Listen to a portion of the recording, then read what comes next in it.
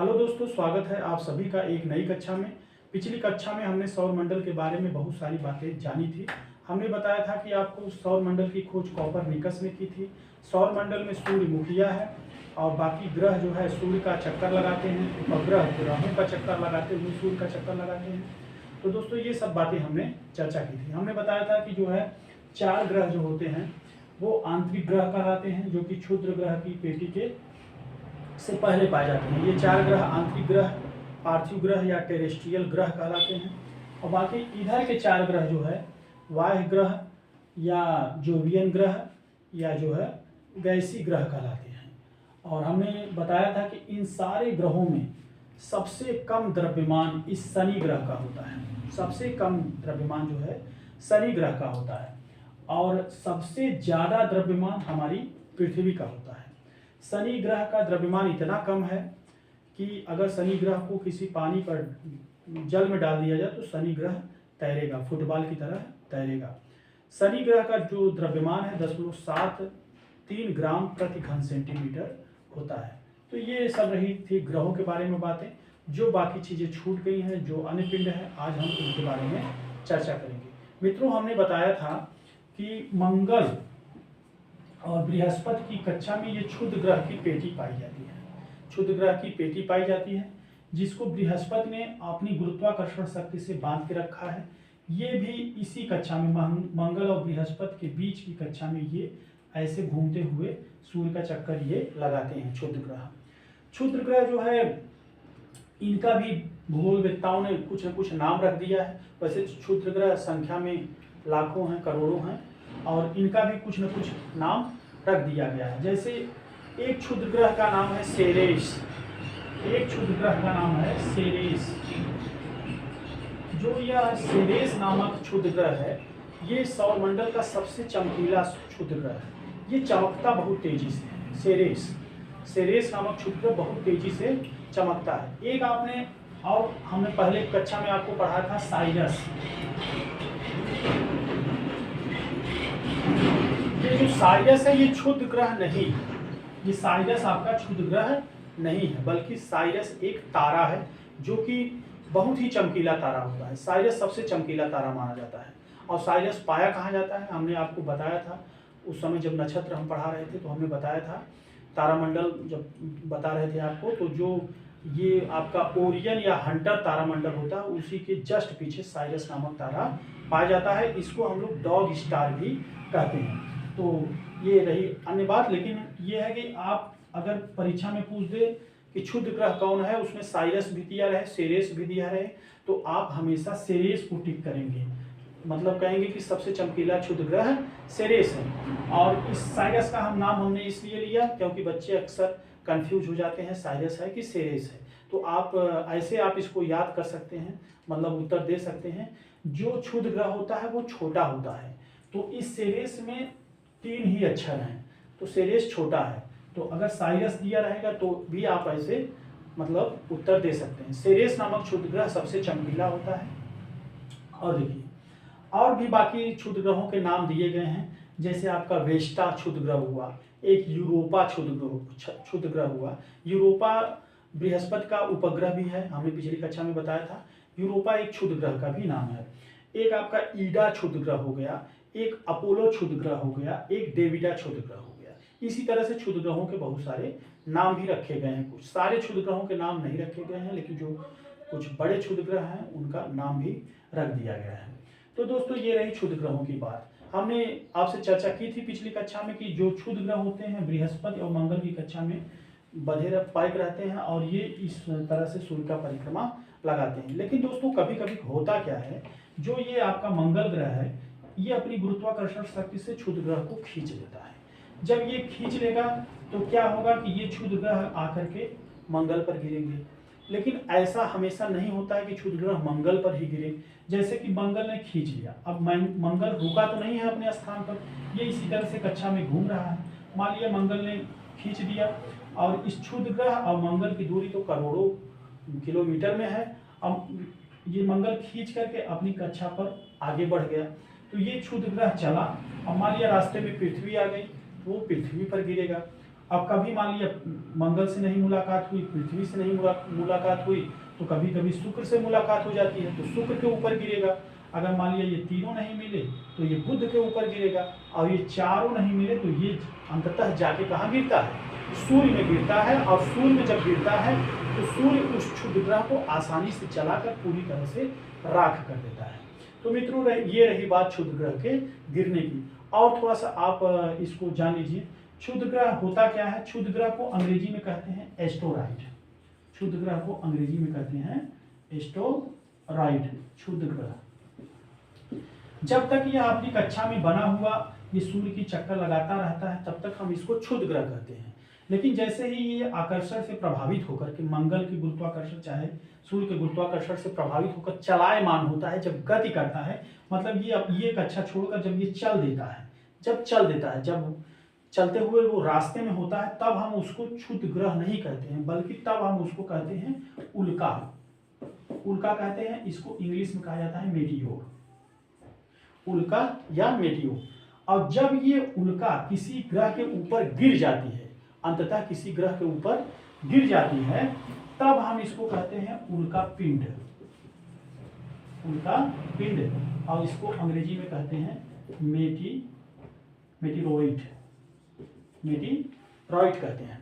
तो देखिए, जब तक यहां बना है तब तक हम उसको कहेंगे क्षुद्र ग्रह, जब वो गिरने के लिए चल दिया तब हम उसको कहेंगे उल्का, और जब वो किसी के ऊपर अंततः गिर गया तो हम उसको कहेंगे उल्का पिंड। मतलब एस्टेरॉइड, मेटियोर, मेटेराइट, एस्टेरॉइड, मेटियोर, मेटेराइट, तो तीनों अलग अलग टर्म हैं, इसको थोड़ा सा आप ध्यान देंगे मित्रों। तो ये रहा थोड़ा सा इसके बारे में, क्षुद्र ग्रह के बारे में। अब देखिए मित्रों, होता क्या है, जब ये क्षुद्र ग्रह बुध पर गिरता है, तो बुध पर जब गिरता है तब क्या होता है, आपके बुध पर कोई वायुमंडल नहीं पाया जाता है। आप लोग जानते हैं कि बुध ग्रह पर अल्प मात्रा में ऑक्सीजन गैस पाई जाती है। इस हमारी बुध ग्रह पर अल्प मात्रा में ऑक्सीजन गैस पाई जाती है। बुध ग्रह पर कोई वायुमंडल नहीं है। जब कोई वायुमंडल नहीं है तो बुध ग्रह क्षुद्र ग्रह को रोक नहीं पाता, उसको जला नहीं पाता, और क्षुद्र ग्रह समूचा जाकर के इस बुध पर गिर जाता है। और जब बुध पर गिरता है तो बुध पर बड़े बड़े गड्ढे बन जाते हैं, उन गड्ढों को हम लोग क्रेटर कहते हैं। आज भी इस उल्कापात से, इस क्षुद्र ग्रह से के गिरने से जो बुध पर बना हुआ गड्ढा है या क्रेटर है, वो सौरमंडल का सबसे बड़ा गड्ढा इसी ग्रह पर बना हुआ है, क्योंकि यहाँ पर कोई वायुमंडल तो है नहीं। और उस सबसे बड़े सौरमंडल के सबसे बड़े क्रेटर या गड्ढे का नाम है केरोलिस बेसिन। ये तो रहा बुध के ऊपर गिरने की बात। शुक्र के ऊपर भी क्षुद्र ग्रह गिरते हैं, और जो है अब हम चर्चा कर लेते हैं पृथ्वी के बारे में। पृथ्वी के बारे में कैसे गिरता है क्षुद्र ग्रह। अब पृथ्वी से पहले देखिए, पृथ्वी पर एक उपग्रह है, पृथ्वी का चंद्रमा। पहले चंद्रमा को ही देख लेते हैं।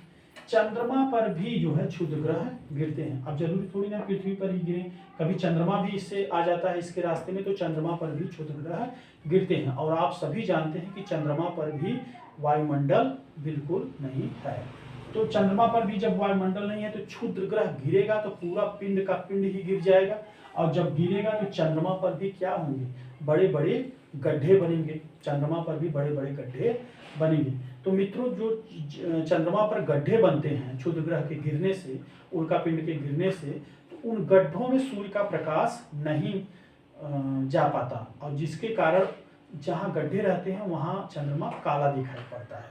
तो हम लोग कहते हैं कि चंद्रमा में भी दाग है। अब जैसे जमीन की सतह है और लाइट जल रही है, तो सतह पर तो लाइट दिखती है, सतह पर प्रकाश रहता है, लेकिन अगर उसी सतह पर गड्ढा रहे तो गड्ढे के अंदर प्रकाश नहीं जा पाएगा। तो उसी तरह से चंद्रमा पर जब सूर्य का प्रकाश पड़ता है तो जो जहाँ तक समतल है, जहाँ पर प्रकाश पहुँच जाता है, वहाँ पर तो खूब प्रकाशित दिखता है, लेकिन जहाँ पर चंद्रमा पर बड़े बड़े गड्ढे हैं वहाँ अंदर प्रकाश नहीं पहुँच पाता है। तो इसीलिए हम लोग कहते हैं चाँद में भी दाग है, या वहाँ पर जो है मतलब काला दिखाई देता है। तो ये रही चंद्रमा की बात। अब हम पृथ्वी के संदर्भ में क्षुद्र ग्रहों को देखते हैं। और चंद्रमा पर दोस्तों जो है क्षुद्र ग्रहों ने, उल्का पिंडों ने बहुत सारे गड्ढे बनाए हैं। तो चंद्रमा का धरातल गड्ढों से खूब पटा पड़ा है, मतलब चंद्रमा के धरातल पर बहुत सारे गड्ढे पाए जाते हैं। लोग कल्पना में चंद्रमा को बहुत सुंदर मानते हैं कि जैसे कोई अति सुंदर चीज़ उनको दिखती है तो वो उसकी तुलना तुरंत चंद्रमा से कर देते हैं। और कवियों ने तो कल्पना के रूप में चंद्रमा के बारे में पता नहीं क्या क्या मतलब सोच लिया है। जो सबसे अच्छी चीज़ें उनको दिखने को मिलती हैं तो उसकी उपमा अक्सर चंद्रमा से देते हैं। लेकिन वास्तविकता क्या है कि चंद्रमा में बहुत सारे गड्ढे हैं, बहुत सारे गड्ढे हैं और वो देखने में सुंदर नहीं है, जो वास्तविकता है भूगोल के संदर्भ में। तो चंद्रमा पर मतलब बहुत सारे बड़े बड़े गड्ढे हैं और उन गड्ढों में प्रकाश नहीं पहुंच पाता है। तो इस तरह से कहते हैं चंद्रमा में दाग है, चंद्रमा में भी कलंक है। जैसे आप सौर कलंक पढ़े थे उसी तरह से चंद्र कलंक, तो उसको चंद्र कलंक या चंद्रमा का दाग कहा जाता है। तो ये रही बात मित्रों चंद्रमा की। अब पृथ्वी के संदर्भ में हम देखते हैं क्षुद्र ग्रह क्या होता है। देखिए मित्रों, बहुत साल पहले की बात है, करोड़ों वर्ष पहले की बात है, जब पृथ्वी पर डायनासोर पाए जाते थे। पृथ्वी पर जब डायनासोर पाए जाते थे उस समय एक इजिप्टा नामक क्षुद्र ग्रह, इजिप्टा नामक क्षुद्र ग्रह पृथ्वी पर गिरा था।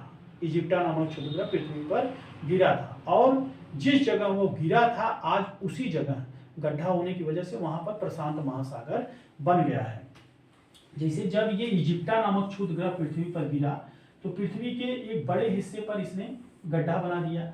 और जब गड्ढा बना दिया तो देखिए, जब कोई चीज़ करोड़ों किलोमीटर की दूरी से आकर के किसी भी पिंड पर गिरेगी, वो पिंड के जो केंद्रीय भाग है उसको उसने दहला दिया। मतलब इतना बड़ा था इजिप्टा, उसने पृथ्वी के केंद्रीय भाग को दहला दिया। और आप जानते हैं कि पृथ्वी का कोर जो है, पृथ्वी का जो केंद्रीय भाग है वो भी प्लाज्मा अवस्था में है। और जब ये प्लाज्मा में टक्कर हुई तो यहाँ से प्लाज्मा काफ़ी मात्रा में निकला, प्लाज्मा बाहर आ गया। और जब प्लाज्मा बाहर आ गया तो उस समय काफ़ी ज़्यादा मात्रा में पृथ्वी पर आपके डायनासोर पाए जाते थे। एक तो इधर से पिंड मतलब आपका उल्का पिंड गिरा, जो भी डायनासोर इसके नीचे आए वो सारे मर गए। और दूसरी तरफ से जब ये आपका मैग्मा बाहर निकला तो उसमें झुलस करके, उसमें जल करके डायनासोर नष्ट हो गए। और देखिए अभी भी मतलब जो तेल वगैरह पाया जाता है वो करोड़ों साल जो पहले डायनासोर मरे थे उनके अपघटन के फलस्वरूप, काफ़ी लंबी प्रक्रिया के फलस्वरूप उनके अवशेषों से जो है वो तेल इत्यादि निकलता है। तो ये रही बात इजिप्टा नामक क्षुद्र ग्रह की, जो गिरा था मतलब जुरासिक काल में, जब डायनासोर हमारे धरती पर पाए जाते थे और वो डायनासोर के विनाश का कारण बना था। उस क्षुद्र ग्रह के गिरने से डायनासोर पूरी तरह से मर गए और फिर इसके बाद छोटे छोटे नए जीवों का जो है उद्भव धरती पर होना शुरू हो गया। तो ये रही डायनासोर की बात और इजिप्टा नामक क्षुद्र ग्रह की बात। अब देखिए मित्रों, जब धरती पर क्षुद्र ग्रह गिरता है तो वो किस प्रकार से गिरता है इसको भी हम लोग देख लेते हैं। देखिए जब भी धरती है, जैसे ये हमारी धरती है, नीचे साउथ पोल होता है, ऊपर आपका नॉर्थ पोल होता है।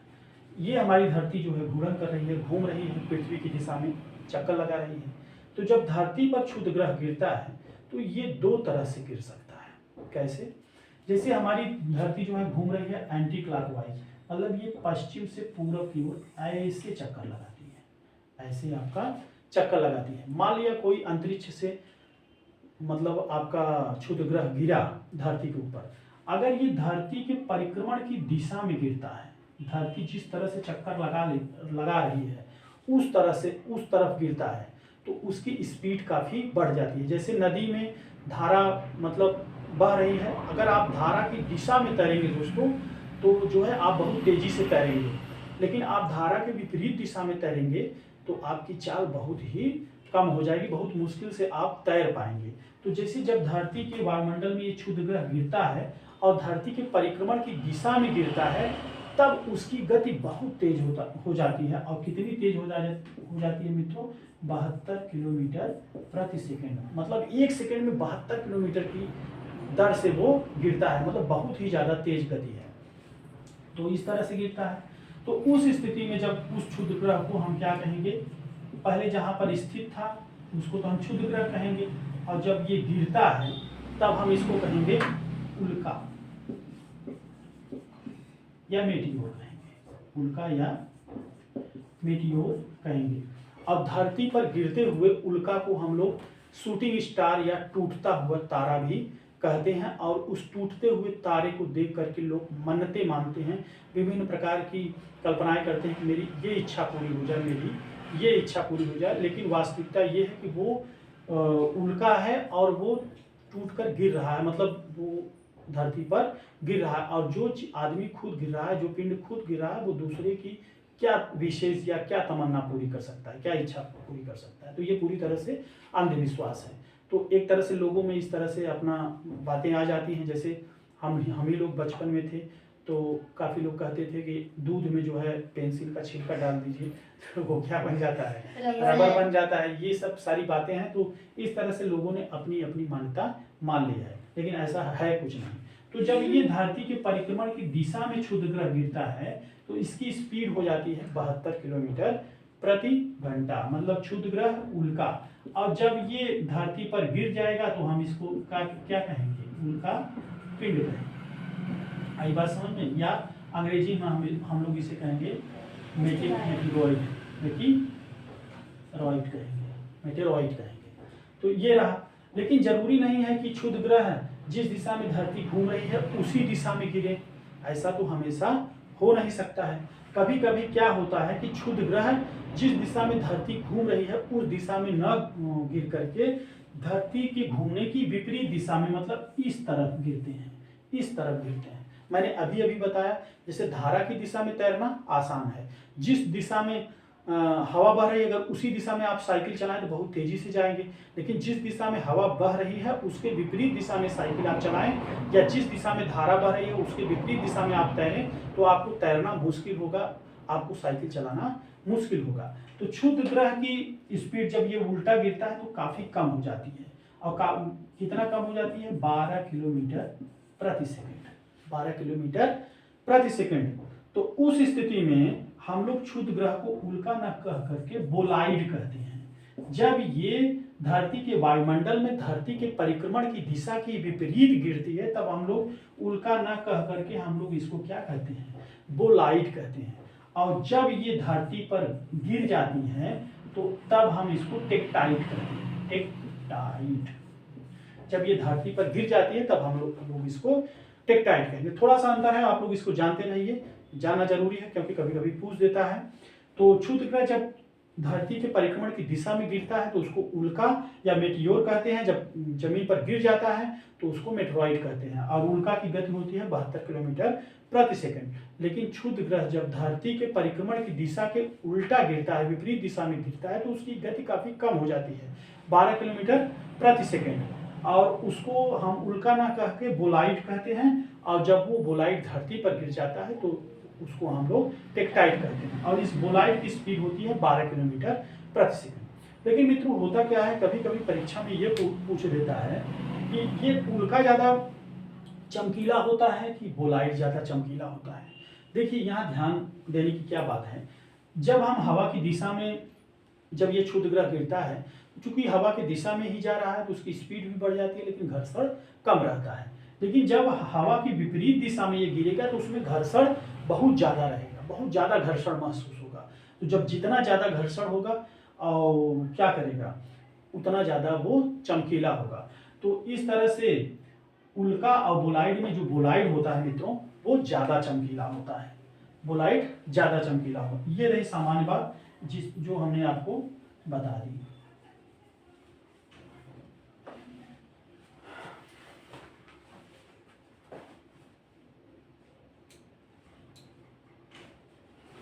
और मित्रों देखिए, जैसे क्षुद्र ग्रह से हमारी रक्षा बृहस्पति करता है क्योंकि इसने बांध के रखा है अपनी गुरुत्वाकर्षण शक्ति से, हमेशा ज़्यादा गिरने नहीं देता है। और एक तो बृहस्पति हमारी रक्षा करता है, लेकिन दूसरी बात फिर भी तो क्षुद्र ग्रह गिरते ही हैं पृथ्वी पर।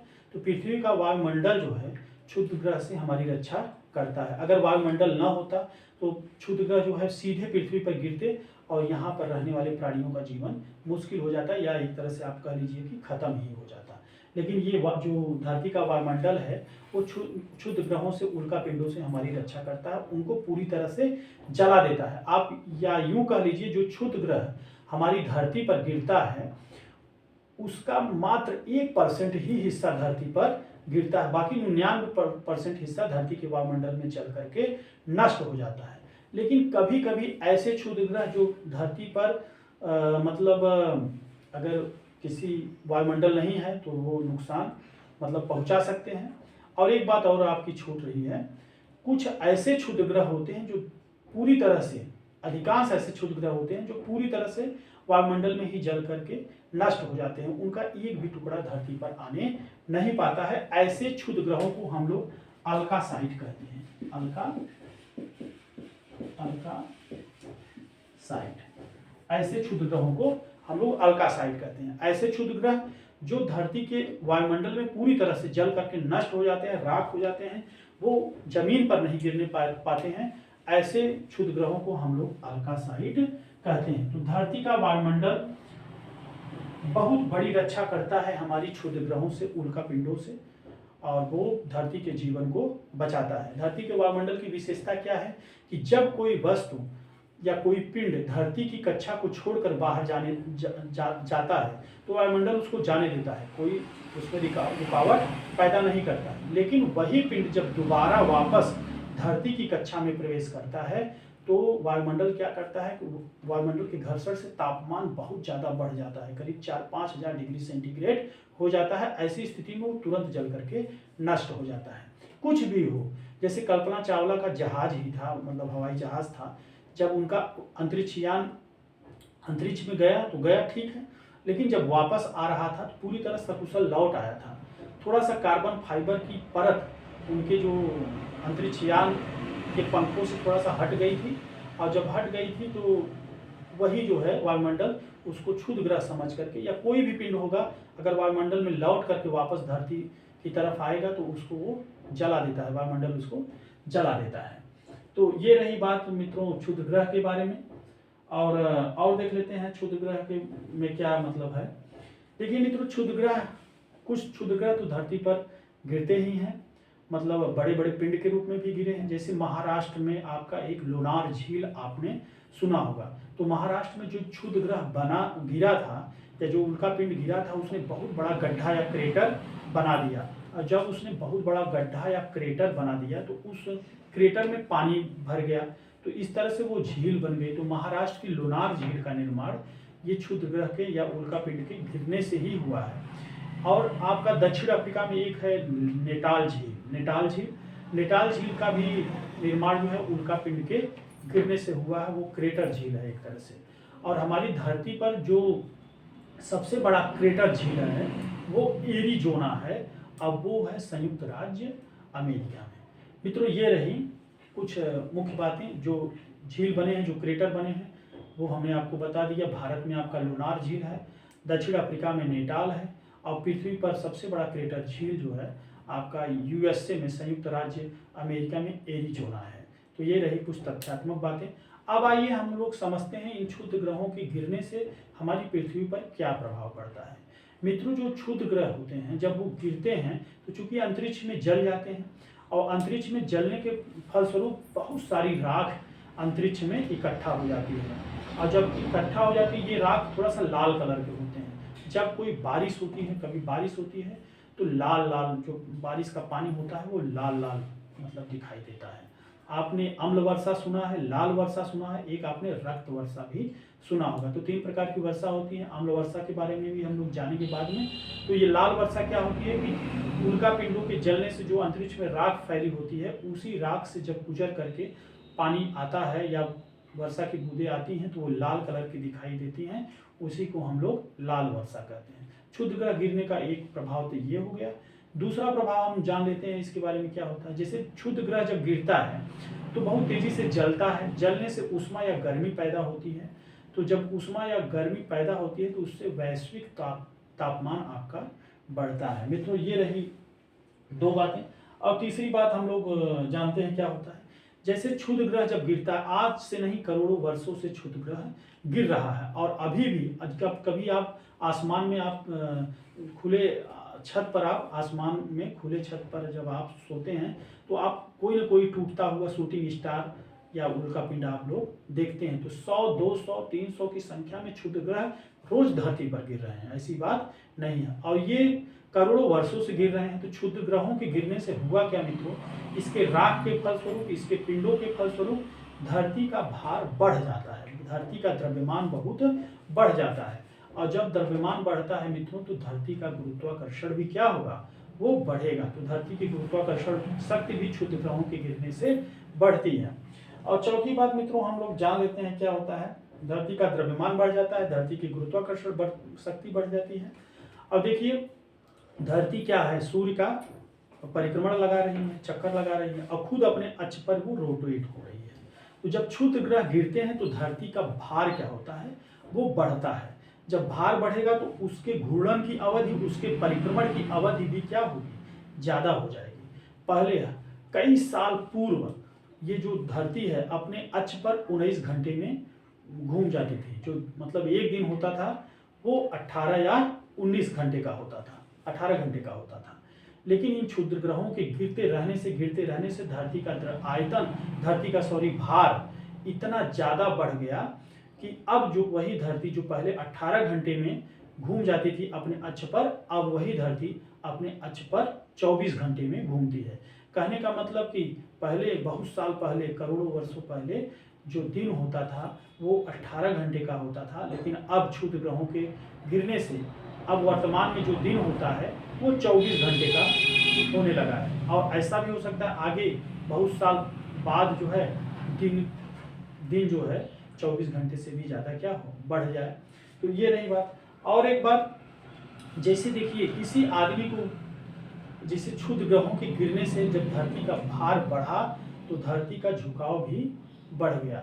बहुत साल, करोड़ों वर्षों पहले जो धरती थी वो 19 डिग्री पर झुकी हुई थी, लेकिन इन क्षुद्र ग्रहों के लगातार गिरते रहने से अब वही धरती जो है 23.5 डिग्री झुक गई है। तो ये रहे क्षुद्र ग्रहों के गिरने के कुछ प्रभाव, कुछ अच्छे भी हैं, कुछ खराब भी हैं। पहला प्रभाव हमने क्या बताया कि वायुमंडल काफ़ी गर्म हो जाता है। दूसरा हमने बताया कि काफ़ी राख हो जाता है अंतरिक्ष में, तो जो बारिश होती है तो वायुमंडल में उसी वो लाल कलर की होती है, तो लाल वर्षा होती है। और तीसरा हमने बताया कि धरती का भार बढ़ जाता है, भार बढ़ता है तो उसका गुरुत्वाकर्षण भी बढ़ जाता है। धरती का झुकाव पहले 19 डिग्री झुका था, लेकिन क्षुद्र, अब किसी के ऊपर ज़्यादा बोझ डाल देंगे तो वो झुक जाएगा। जैसे आपने साधारण बोझ लिया तो आप सीधे खड़े रहेंगे, अगर आपके ऊपर एक बोरी लाद दिया जाए तो निश्चित है कि आपका झुकाव भी बढ़ जाएगा। तो इसी तरह आप समझ सकते हैं कि जब धरती का भार बढ़ता गया तो धरती भी 19 डिग्री से ज़्यादा होकर के 23.5 डिग्री अपने अक्ष पर झुक गई। और जब भार बढ़ेगा तो आदमी के चलने फिरने, जैसे मोटापा किसी के ऊपर चढ़ जाता है तो वो धीरे धीरे चलता है, तो उसी तरह से धरती का जब भार बढ़ गया तो जो धरती पहले 19 घंटे में ही अपने अक्ष का पूरा चक्कर लगा लेती थी, अब वही धरती 24 घंटे से भी ज़्यादा समय लेने लगी। तो ये रहा मित्रों आज का क्लास, और लगभग हमने सभी बातें कवर करने का प्रयास किया, बताने का प्रयास किया। उम्मीद है आपको अच्छा लगा होगा। फिर मिलते हैं अगली कक्षा में एक नई रोचक जानकारी के साथ। तब तक के लिए नमस्कार।